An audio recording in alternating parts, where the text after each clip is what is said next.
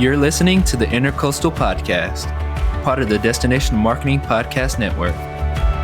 Welcome to the Intercoastal Podcast, where we explore the people, places, and stories that make Beaufort, Port Royal, and the Sea Islands so unforgettable. I'm your host, Daquan, and today's episode is about the decades of digging into the history beneath our feet, and the man who's made his life's work doing that exact same thing.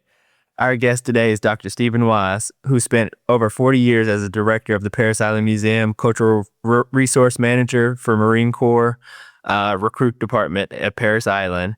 He's a co-author of the History of Beaufort County, South Carolina, and one of the foremost authorities of the military and Civil War history of the Lowcountry. Welcome to the show. Oh, thank you.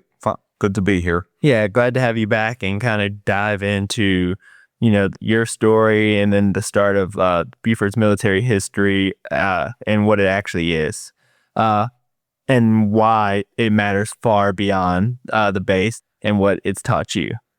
Well, I mean, what we have here, of course, the most important part of this is the Port Royal Sound. Mm-hmm. And it's Port Royal Sound that makes this such a strategic, important location. It's this beautiful harbor that the Spanish, French, the English, and of course the United States, it's the finest natural harbor in the Southeast. It's the best harbor, the deepest harbor south of Chesapeake Bay. Mm-hmm. And some people argue it's the second only to the harbor at the city of New York. Oh, wow. And it's this sound that attracts the Europeans, that basically in the end attracts all of the stations, the military bases that we have here today. So just my curiosity, is that why a lot of establishing locations, like when they came to America, is that why New York, Chesapeake, and then Beaufort were the main starting points of America? Basically, yeah, you had to establish a base along the coast. Yep. It means you had supplies back to Europe. It also gave you the ability to move inland along the waterways. And some of your earliest settlements, so like Salem, Plymouth, mm-hmm. Jamestown, they weren't located on the best ports, and eventually they will move to places like Boston, New York, Philadelphia. And in this region here, everybody always looked upon Port Royal Sound. Initially, your colonies, be they the French, the Spanish, the English, are going to be developed along the coast. It gives them a position to where they have communications back to their home countries. Mm-hmm. Usually it's an easier place to fortify. And then from there, you can step off and go inland. And initially, some of the first colonies weren't the best ports, like Plymouth and Jamestown, and eventually they'll move, and Salem, Plymouth will move into Boston Harbor, Jamestown, Richmond will become, or Norfolk will become the main seacoast city in those areas. But here at Port Royal Sound, this was such a strategic spot. As even the Frenchman Jean Revolt said, all the fleets of the world could lie safely at anchor here in Port Royal. The Spanish saw it as a strategic point. That's why they eventually established the town of Santa Elena on Parris Island. The French wanted to establish a base here. They briefly had an outpost on Parris Island called Charles Fort, but they are going to be driven out by the Spanish. The Spanish, when they established their first colony, the first capital of Florida, will be on Parris Island. Yeah. Eventually, the English, when they come here, they wanted to establish their first settlement in the Carolinas at Port Royal Sound. In fact, they were on Ladies Island for about 6 months until, because of too close to the Spanish down in Florida, some hostile Indian tribes, they move up to what eventually becomes Charleston. Yeah, I never, when I think about people, coming to America and settling, I never think about the waters playing such a big part. I always think, oh, well, they're just kind of going to wherever they found land, but then us, having such deep waters playing a factor, I've never really considered that. Yeah, it's extremely important. And then as the years go by and your ships get bigger, you have to have a deep water port. And say Port Royal Sound, the bar has a depth of upwards of 35 feet. Mm-hmm. And then really until you get into the 20th century, do you have ships that need more than 35 feet? In fact, even today, very few ships have more than 35 feet draft. So Port Royal Sound could handle any vessel in the world. In the 1850s, the largest vessel in the world, the Great Eastern, the only two ports she could come into was New York and Port Royal Sound. Oh, wow. Yeah, that's a crazy and fascinating thing that a lot of people wouldn't know or even consider. So kind of talking about you and you coming to Beaufort and kind of your history and experience. You came to Beaufort in 1983 as a young historian from Ohio and spent the next 40 years here. What brought you to Beaufort, and then what made you stay?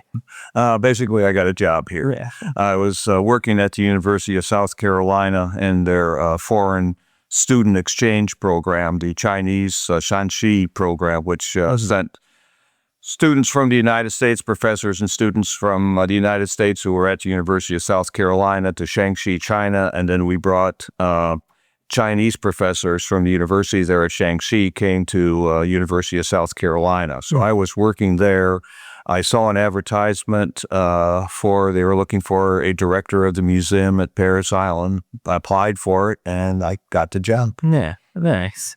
Well, most people know Parris Island as the place Marines are made, but there's a much deeper story here. It's stretching back centuries. What's the history of most people don't know about Parris Island? Well, I mean, we always try to promote, but we go back some 10, 15,000 years to prehistoric people on Parris Island. We have archaeological artifacts from them. We all the way up to what they call the encountering period, where they encountered the Europeans coming over in the 1500s. The prehistoric period, the archaeologists have recovered numerous artifacts from that era. Then we have, of course, and we promote this, the Spanish and the French being on Parris Island, it being the capital of Spanish Florida for about 10 years. Some of the fascinating things, was an indigo plantation. Just about 6 plantations out there initially grew indigo. Later, it became the center of Sea Island cotton. There was a large freedmen community that came into existence during the Civil War and was out there until the early 20th century when the Marines bought the whole island and basically bought out the people who owned property out there. Yeah. It was a spot for reconstruction. The lady by the name of Frances Gage was superintendent of the island for a couple of years. She was assisted by Clara Barton. William Jasper Wright, who becomes the first black man on the South Carolina Supreme Court, worked on Parris Island. It's just a fascinating set of history out there from, say, prehistoric time all the way up to the Marine Corps. And the Marine Corps take over the island for a training base in the early 20th century. And it came about due to a partnership between 2 very fascinating individuals, Jimmy Burns or James F. Burns and Franklin Delano Roosevelt. Oh, wow. And they're the ones who established the base, get the base there in 1915.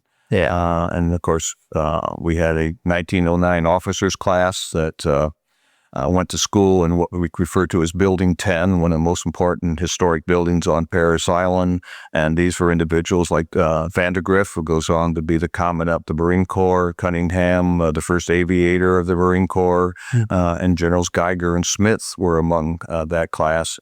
And people settled here in Beaufort.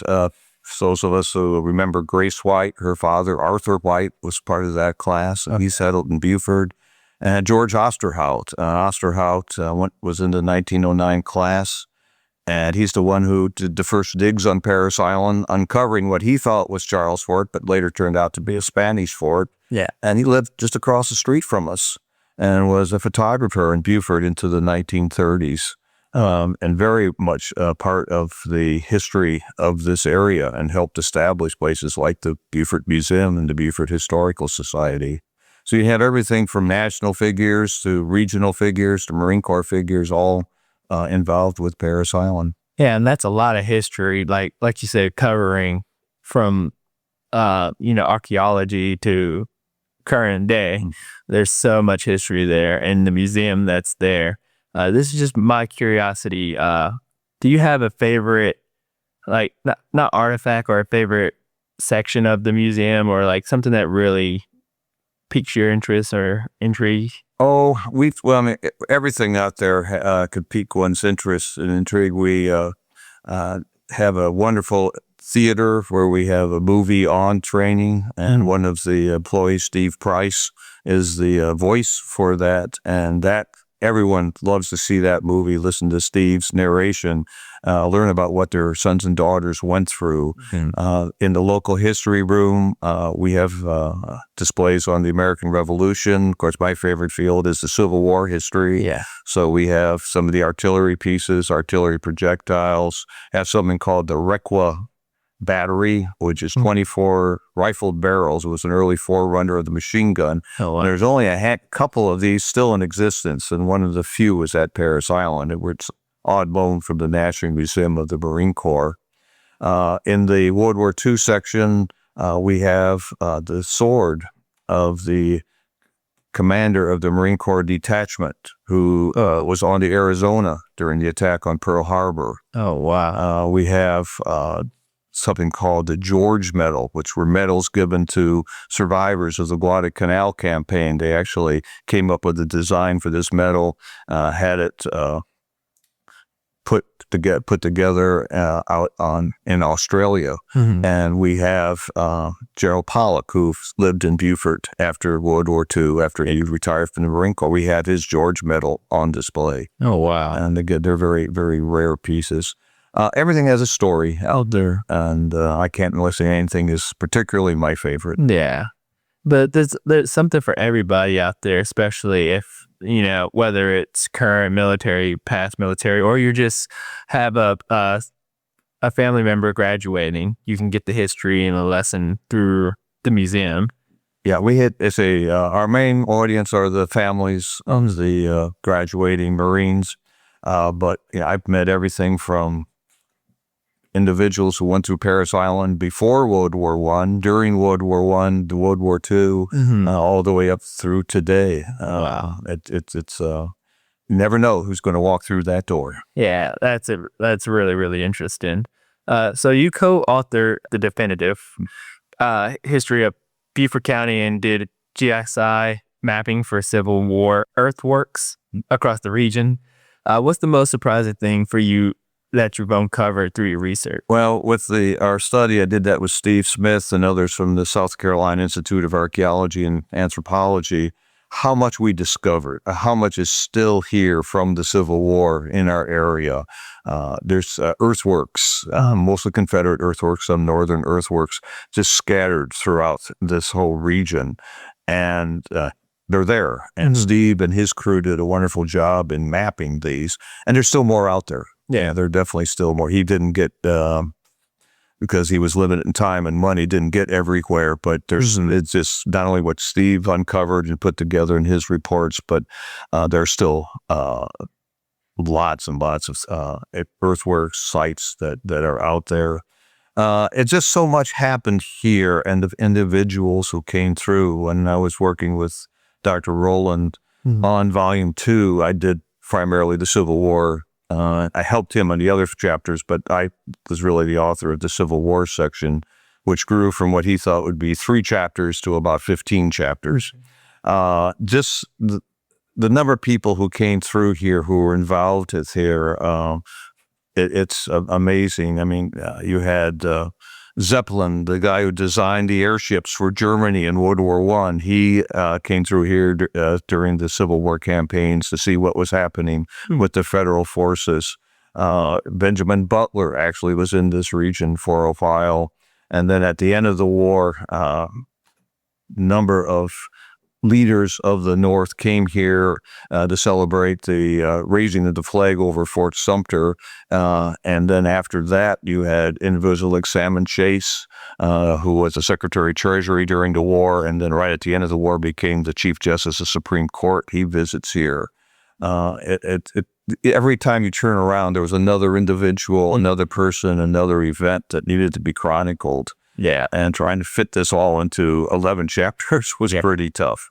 Yeah. So, there, like you said, a lot of the history here like, is a lot of the people coming from all over to kind of witness and spend time here in Beaufort and not realizing how much of a major factor it was to other historians or people in history that, maybe it changed the way they looked at certain things, or there was a lot of money and time and effort put into Beaufort as an area. Yeah, and it changes Beaufort. There was a very large contingent of individuals who, of course, fought for the Confederacy. Some didn't survive the war. Some came back. Some never came back. And a lot of their property will be eventually sold or picked up by Northerners and Europeans coming here right after the Civil War or during the Civil War. And it changes. So you have in Beaufort a mixture, Old South, newcomers that the Southerners would call carpetbaggers, and then new Europeans coming over here as well. Oh, wow. So kind of talk about Beaufort, and Beaufort sits in an intersection of so many American stories: Native history, colonial settlement, Civil War, 20th century military. How do you hold all that in one place? Oh, that's difficult to do. It's just the books that Larry and I worked on together. We follow it chronologically and tell the story as it occurred over time, mixing in all the individuals. That's something with history. Is it the event that causes a person to thrive, or is it the person who causes the event? Yeah. In many ways, it's a little of both, obviously, as you go forward. But you have everything from Robert Smalls, who was a Beaufort native, who's very prominent in the Civil War, then comes back here and serves as a congressman. You have his rival, you could argue in many ways, William Whipper, a northern free black who comes here after the Civil War and is one of the first three black lawyers in South Carolina. And he makes Beaufort his base as well. You have these entrepreneurs, Stephen Millett, he's sort of forgotten because he died fairly soon after the Civil War, but he's the guy who basically took what was planned before the war but finishes it, the railroad from Port Royal to Augusta, Georgia, which brings coal, and that helps establish commercial maritime industries out of Port Royal, and eventually helps lead to the United States Navy coming here.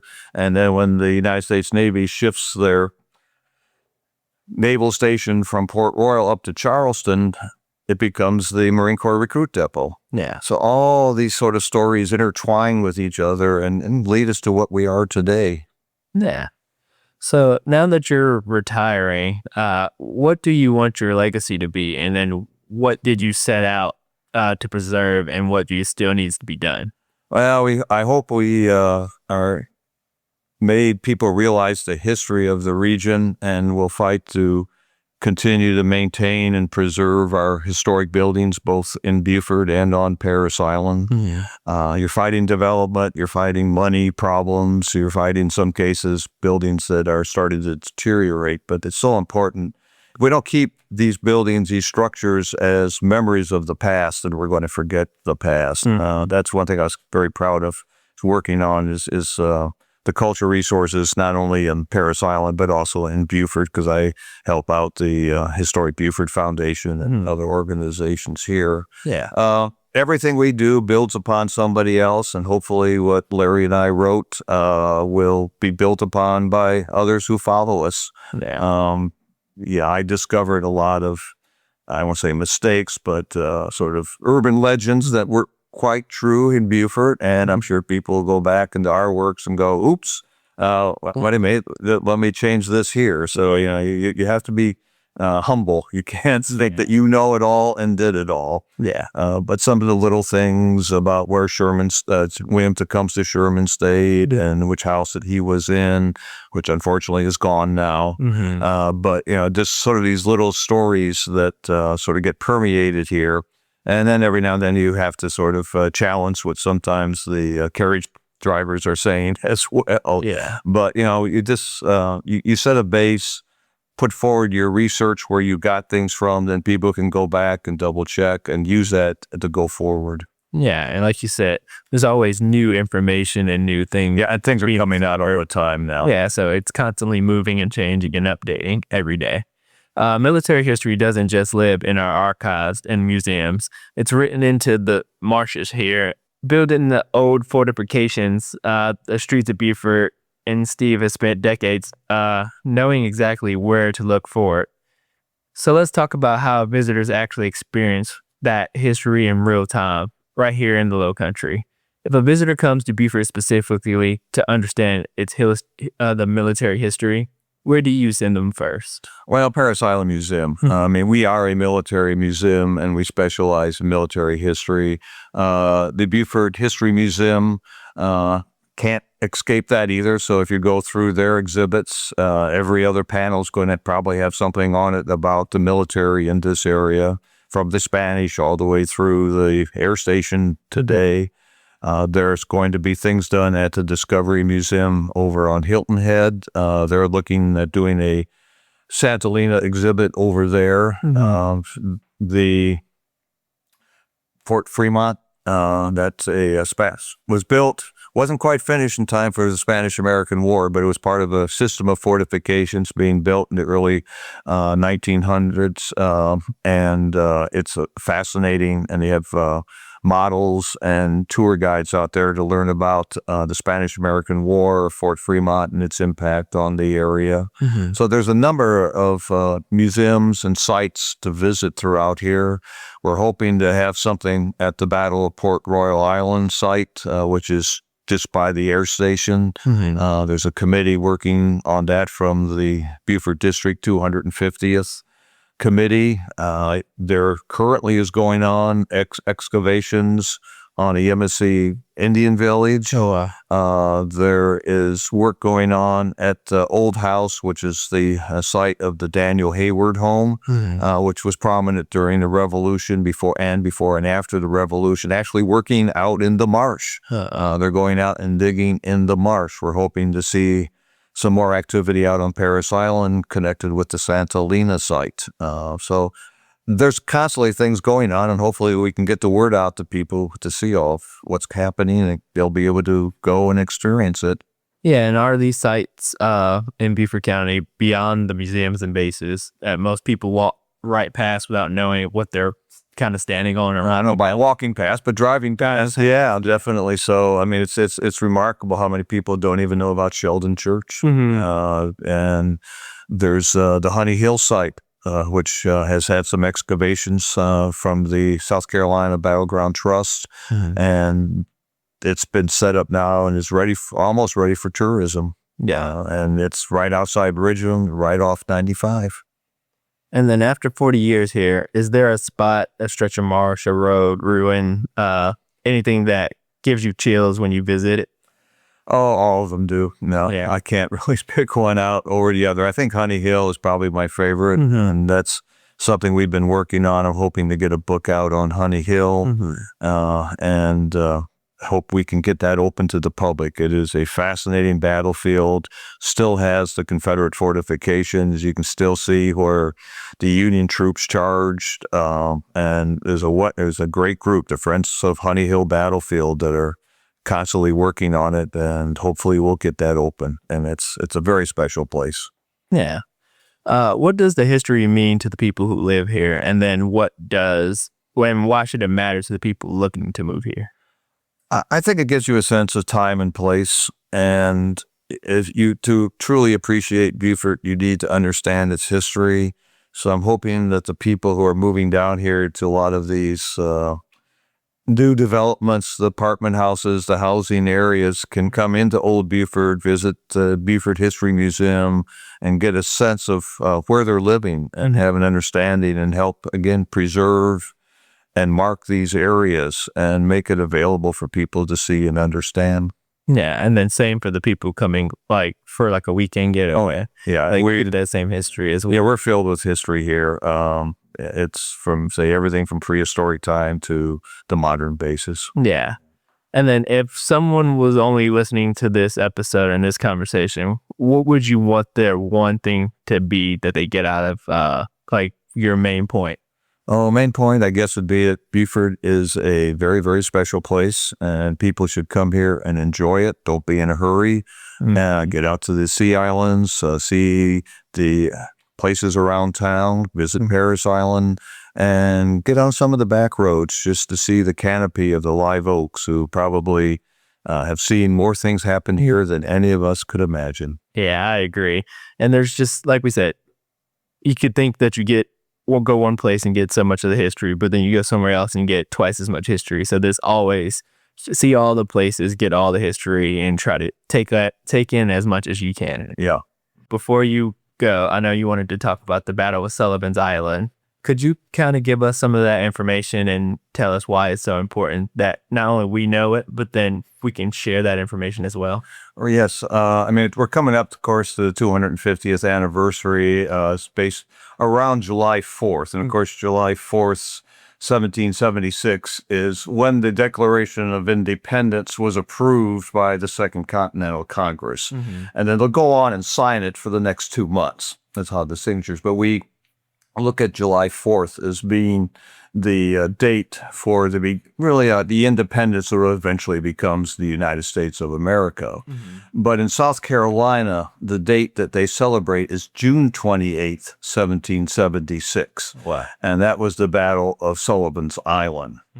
And it was an important battle, both tactically, but more important, strategically, because if the British had been able to blockade Charleston by capturing Sullivan's Island and placing vessels in Charleston Harbor, it could have very well changed the whole course of the American Revolution, because it would have been basically negating Charleston as a port to bring in supplies, send out goods to Europe, and it would have possibly changed the whole war. And I don't know if it would have allowed the British to eventually win the war, but it sure would have made things much more difficult. Yeah. But it has its genesis in early 1776, when the British were still in Boston.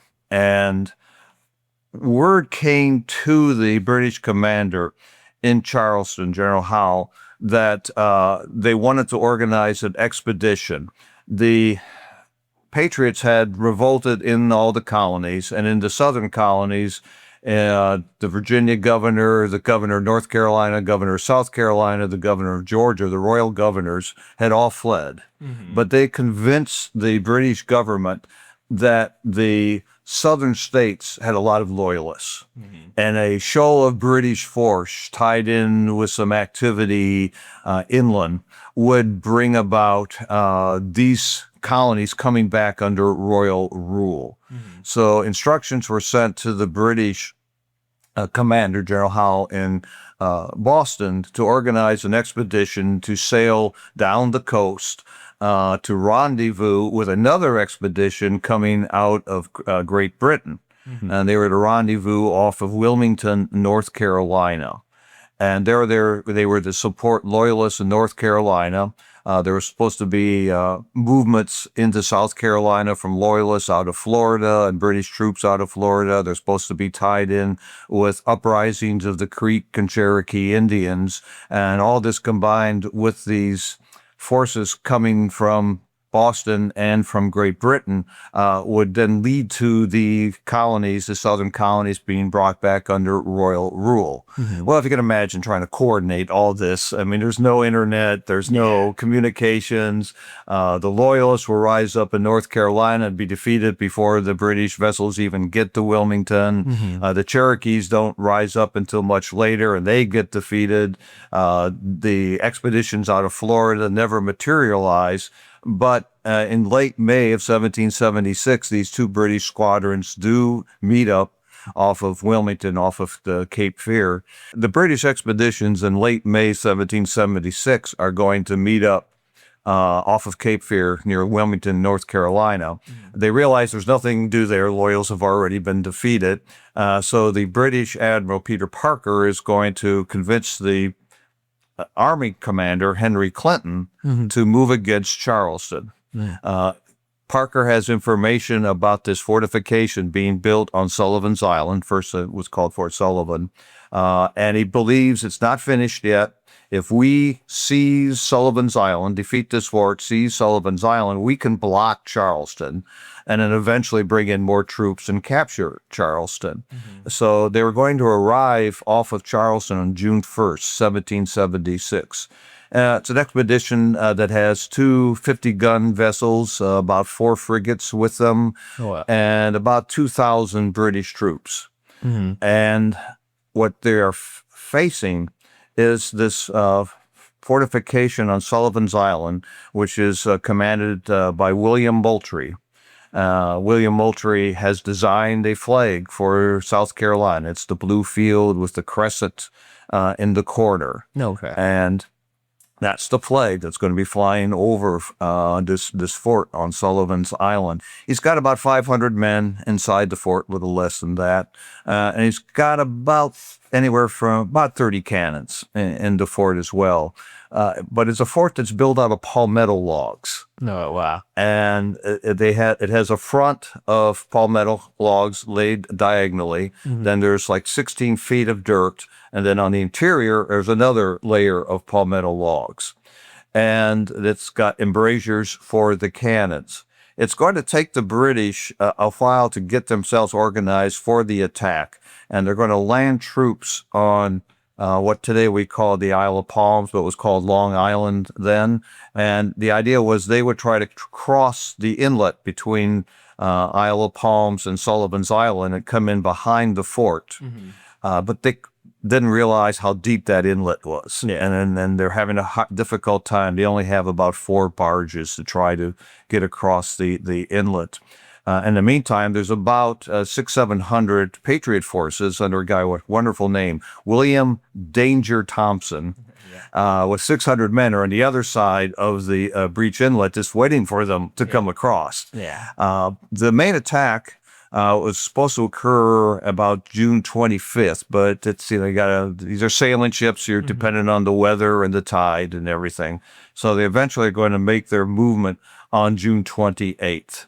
And the idea was, while the heavier vessels bombard Fort Sullivan, 3 frigates will come around and try to get behind the fort, because the fort's unfinished on the land side. There's a little bit of a wall there, but not much at all. And so on June 28th, the British come in to attack the fort and bombard the fort. They fire over 7,000 rounds, and these are anything from a 32-pound to 24-pound balls, solid shot into the fort.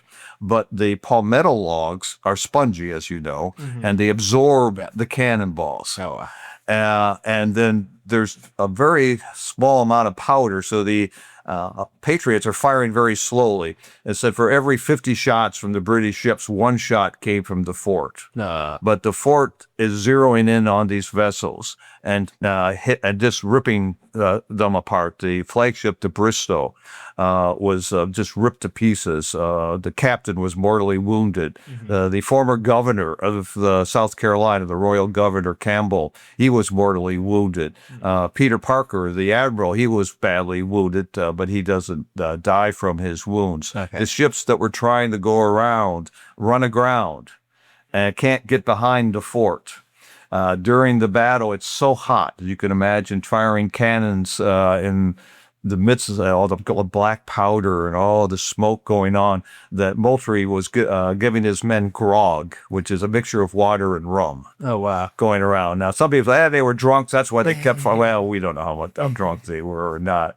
In the midst of the battle, the flag of the fort is shot down, and William Jasper goes out and gets the flag and brings it back, and they put it back up because they don't want the British to think they're surrendering once the flag goes down. And now Jasper becomes this hero. He's the guy for whom Jasper County is named for. And goes down in history for his actions there. And the British eventually have to pull away, and therefore their ships are very badly damaged, and they pull off. And it's a tremendous victory for the Patriots. And that's why the palmetto tree gets added to the South Carolina state flag, because the palmetto logs are absorbing the British cannons. Yeah. Then the next day, the British try to cross the breach inlet, are just cut to pieces by the Patriots who are on Sullivan's Island. Yeah. And it becomes this tremendous victory for the Patriot cause.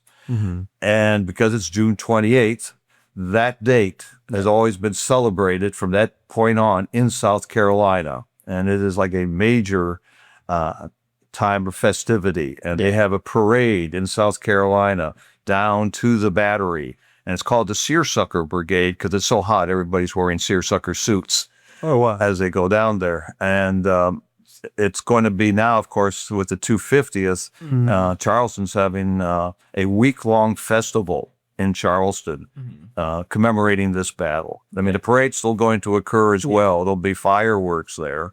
And, of course, here in Beaufort, we're going to have activities as well. The town of Port Royal will have fireworks. They have a big celebration on it. There'll be a Festival of Freedom on Parris Island. The Gullah Traveling Theater is performing in Bluffton coming up. And on June 28th, they'll have to be listening for this. There's going to be the ringing of bells. All the churches are supposed to ring their bells for 1 hour on the 28th from noon to 1 p.m. And then, of course, here in downtown Beaufort, July 3rd is First Friday, and that's supposed to be an activity geared toward not only the July 4th, but also the June 28th activity as well. So it's something that they've always celebrated in South Carolina and Beaufort, and now even more so because it's the 250th. Yeah. So I never knew about, not only just the June 28th, but then the palmetto logs, and I always thought that just the tree itself was on the flag because Palmetto State, I never really connected the two. But now that's a good tidbit, not only that I get to know, but now the listeners get to know, and that's information that can spread elsewhere as well.